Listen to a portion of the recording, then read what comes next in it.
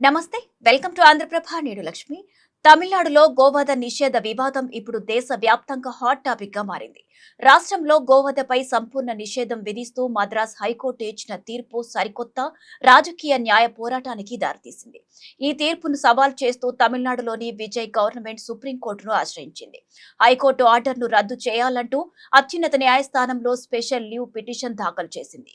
తమిళనాడు జంతు సంరక్షణ 1958 చట్టంలోని సెక్షన్ 4 ప్రకారం 10 సంవత్సరాల కంటే ఎక్కువ వయసు ఉండి పనికి లేదా సంతానోత్పత్తికి పనికిరానివిగా అధికారులు సర్టిఫై చేస్తే అటువంటి ఆవులను వధించడానికి చట్టబద్ధమైన అనుమతి ఉంటుంది. కానీ మద్రాస్ హైకోర్టు ఈ రూల్ను అస్సలు పరిగణలోకి తీసుకోలేదని గవర్నమెంట్ సుప్రీంకోర్టుకు తెలిపింది. హైకోర్టు తన పరిధిని దాటి ప్రవర్తించిందని, అసెంబ్లీ చేసిన చట్టాన్ని కాదని, న్యాయ శాసనాన్ని ప్రవేశపెట్టడం సరికాదని అభ్యంతరం వ్యక్తం చేసింది. అసలు ఈ వివాదం ఎలా స్టార్ట్ అయిందంటే, బక్రీద్ పండుగ సందర్భంగా పబ్లిక్ ప్లేసెస్ లో గోవధ జరగకుండా ఆంక్షలు విధించాలని హిందూ మక్కల్ కచ్చి లీడర్ కె సూర్య మద్రాస్ హైకోర్టులో పిటిషన్ వేశారు.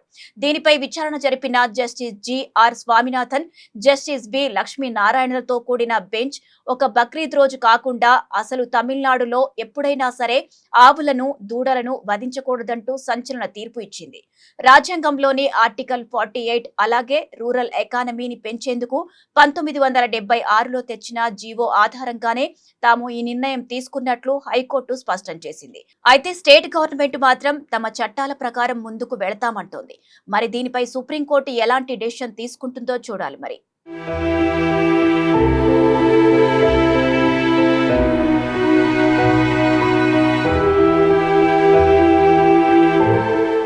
భారతదేశంలో గోవధపై జాతీయ స్థాయిలో ఒకే రకమైన సంపూర్ణ నిషేధ చట్టం లేదు. మన రాజ్యాంగంలోని ఆర్టికల్ 48 ప్రకారం directive principles of state policy కింద ఆవులు, దూడలు, ఇతర పాలు ఇచ్చే పశువుల వధను నిషేధించడానికి, వాటి జాతులను రక్షించడానికి ప్రభుత్వాలు ప్రయత్నించాలని ఉంది. అయితే పశు సంరక్షణ అనేది స్టేట్ లిస్టులోని అంశం కావడం వల్ల ఏ రాష్ట్రానికి ఆ రాష్ట్రం సొంతంగా చట్టాలు చేసుకునే హక్కు ఉంటుంది. ప్రస్తుతం దేశంలోని మెజారిటీ రాష్ట్రాల్లో గోవధపై రకరకాల ఆంక్షలు, నిషేధాలు అమల్లో ఉన్నాయి. ఉత్తరప్రదేశ్, గుజరాత్, మధ్యప్రదేశ్, హర్యానా, కర్ణాటక, మహారాష్ట్ర వంటి రాష్ట్రాల్లో గోవధపై చాలా కఠినమైన చట్టాలు ఉన్నాయి.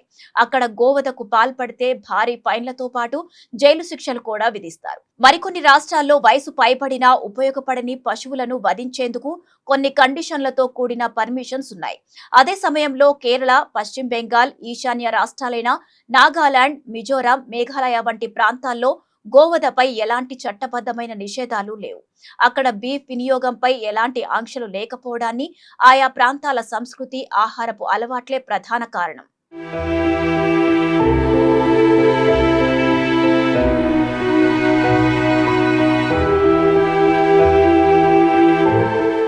మద్రాస్ హైకోర్టు ఇచ్చిన సంపూర్ణ నిషేధ తీర్పును గోరక్షకులు, హిందూ సంఘాల లీడర్స్ పూర్తిగా స్వాగతిస్తున్నారు. ఆవు కేవలం ఒక జంతువు కాదని, భారతీయ సంస్కృతిలో, హిందూ ధర్మంలో గోమాతను దైవంగా భావిస్తామని వారు చెప్తున్నారు. కోట్లాది మంది ప్రజల సెంటిమెంట్లతో ముడిపడి ఉన్న ఈ అంశంలో ఎలాంటి మినహాయింపులు ఇవ్వకూడదని వారు డిమాండ్ చేస్తున్నారు.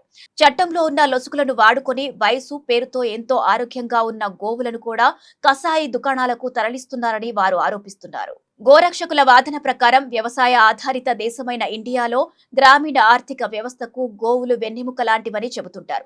పాలు ఇవ్వడం ఆగిపోయినంత మాత్రాన ఆవుల వల్ల ఉపయోగం లేదనడం తప్పు అని, వాటి మూత్రం, పేడ ఆధారంగా ఆర్గానిక్ ఫార్మింగ్ చేయొచ్చని వారు వివరిస్తున్నారు. తమిళనాడు గవర్నమెంట్ కేవలం ఓటు బ్యాంకు రాజకీయాల కోసమే కోర్టు తీర్పును వ్యతిరేకిస్తూ సుప్రీంకోర్టుకు వెళ్లిందని వారు విమర్శిస్తున్నారు. దేశవ్యాప్తంగా ఒకే రకమైన సంపూర్ణ గోవధ నిషేధ చట్టాన్ని తీసుకురావాలని, అప్పుడే గో సంరక్షణ సాధ్యమవుతుందని గోరక్షకులు గట్టిగా వాదిస్తున్నారు. మరి ఈ విషయం సుప్రీంకోర్టుకు చేరితే ఎలాంటి తీర్పు వస్తుందనేది తెలియాలంటే కొంతకాలం వేచి చూడాల్సిందే. గోవధపై మీ అభిప్రాయం ఏంటో కామెంట్లో తెలియజేయండి.